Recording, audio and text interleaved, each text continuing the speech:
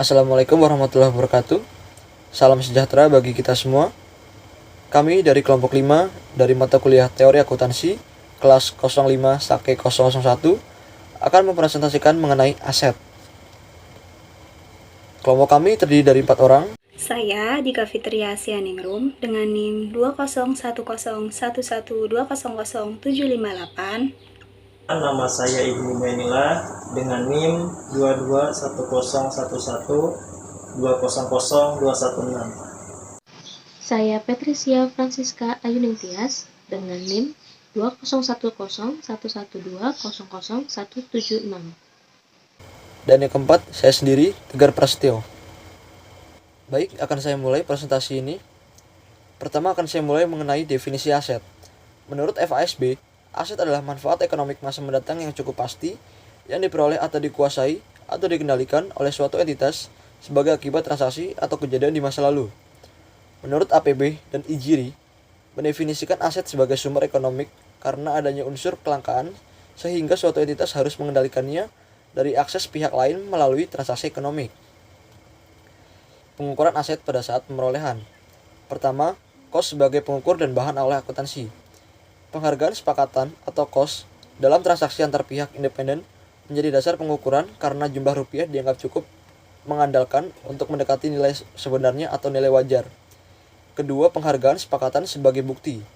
Transaksi jual beli dapat dijadikan landasan untuk menentukan kos yang terandalkan karena penghargaan sepakatan didasarkan atas mekanisme pasar yang sehingga menjadi bukti validitas pengukuran kos. Yang ketiga, pengukuran kos.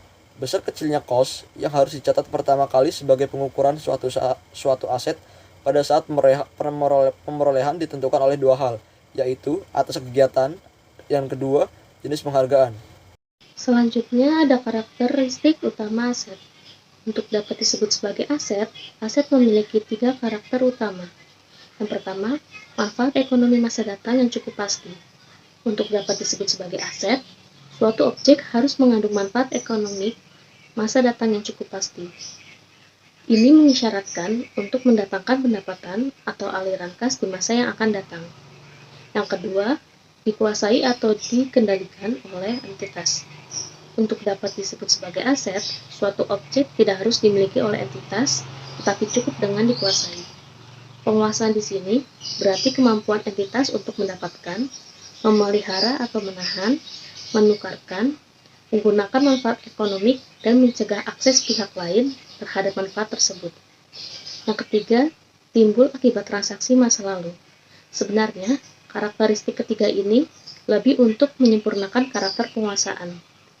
Aset harus timbul akibat transaksi atau kejadian masa lalu. Karakter ini untuk memenuhi definisi, tetapi bukan karakter untuk pengakuan. Karena manfaat ekonomi dan penguasaan saja tidak cukup untuk memasukkan suatu objek ke dalam aset. Selanjutnya, karakteristik pendukung aset. Selain 3 karakteristik utama sebelumnya, aset juga memiliki 4 karakter pendukung. Yang pertama, melibatkan kos. Bila kos terjadi karena pemerolehan suatu objek akibat pertukaran atau pembelian, objek tersebut lebih kuat untuk masuk sebagai aset. Akan tetapi, tidak adanya kos tidak membatalkan suatu objek sebagai aset. Yang kedua, berwujud. Bila suatu sumber ekonomi secara fisik dapat diamati, dan memang lebih kuat untuk disebut sebagai aset. Tetapi, keterwujudan bukanlah karakter utama untuk mendefinisikan aset. Objek seperti hak paten, hak cipta, merek dagang, dan lain sebagainya tetap dapat dimasukkan sebagai aset lancar walaupun tak berwujud. Yang ketiga, terpisahkan. Syarat ini diajukan berkaitan dengan ketertukaran. Untuk dapat ditukarkan, suatu sumber ekonomi harus dapat dipisahkan dengan sumber ekonomi lainnya. Karena posisi keuangan harus ditentukan dengan pengukuran nilai sebagai aset dan kewajiban sebagai individual. Yang terakhir, berkekuatan hukum. Pada umumnya, kemampuan suatu entitas untuk menguasai manfaat ekonomi timbul akibat hak-hak hukum. Tetapi, hak paksa yang melekat pada hak hukum bukan merupakan syarat mutlak untuk mengakui adanya aset. Di sini saya akan melanjutkan pembahasan dari rekan saya sebelumnya. Penilaian menurut FASB. Penilaian adalah penentuan jumlah rupiah yang harus dilekatkan pada suatu pos aset ketika akan dilaporkan atau disajikan dalam statement keuangan pada periode tertentu. Adapun 5 penilaian menurut FASB yaitu yang pertama ada historical cost, yang kedua ada current cost, yang ketiga ada current market value, yang keempat ada net realizable value, dan yang terakhir ada present value of future cost. Mari kita bahas yang pertama yaitu historical cost. Dapat berupa gedung, tanah, perlengkapan pabrik, dan kebanyakan sediaan dilaporkan atas dasar cost historisnya, yaitu jumlah rupiah cost yang dikorbankan untuk memperoleh aset tersebut. Yang kedua yaitu current cost. Beberapa sediaan disajikan sebesar nilai sekarang atau penggantinya, yaitu jumlah rupiah atau kas yang harus dikorbankan jika aset sejenis diperoleh sekarang. Selanjutnya yang ketiga yaitu current market value. Beberapa investasi dalam surat berharga disajikan atas dasar nilai pasar sekarang, yaitu jumlah rupiah kas yang didapat dari kesatuan usaha dengan menjual aset tersebut dalam kondisi perusahaan normal atau tidak akan dilikuidasi. Yang keempat, ada net realizable value. Beberapa jenis piutang jangka pendek dan sediaan barang disajikan nilai terrealisasi bersih, yaitu jumlah rupiah kas yang akan diterima dari aset tersebut dikurangi pengorbanan atau biaya yang diperlukan untuk mengkonversi aset tersebut menjadi kas atau setaranya. Yang terakhir atau kelima ada present value of future cost. Beberapa investasi dan piutang jangka panjang disajikan sebesar nilai sekarang, penerimaan kas di masa mendatang sampai piutang terlunasi dikurangi tambahan kos yang diperlukan untuk mendapatkan penerimaan tersebut. Selanjutnya, penyajian dan pengungkapan aset. Yang pertama, aset harus disajikan di sisi kiri atau debit dalam neraca berformat akun dan disajikan di bagian atas dalam neraca berformat laporan. Yang kedua, aset diklasifikasi menjadi aset lancar dan aset tetap. Yang ketiga, aset diurutkan penyajiannya atas dasar likuiditas atau kelancarannya. Aset yang paling lancar dicantumkan di urutan pertama, begitupun seterusnya. Dan yang terakhir atau keempat, kebijakan akuntansi yang berkaitan dengan pos-pos tertentu harus diungkapkan. Misalnya, metode depresiasi aset tetap dan dasar penilaian sediaan barang. Pengakuan aset. Pengakuan aset diantaranya deteksi adanya aset.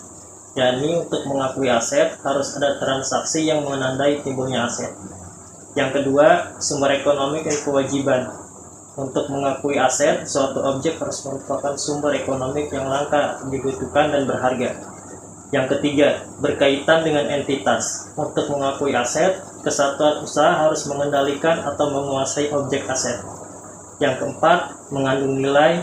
Untuk mengakui aset, suatu objek harus mempunyai manfaat yang terukur secara moneter. Yang kelima, berkaitan dengan waktu pelaporan. Untuk mengakui aset, semua penguji di atas harus dipenuhi pada tanggal pelaporan. Yang keenam, verifikasi.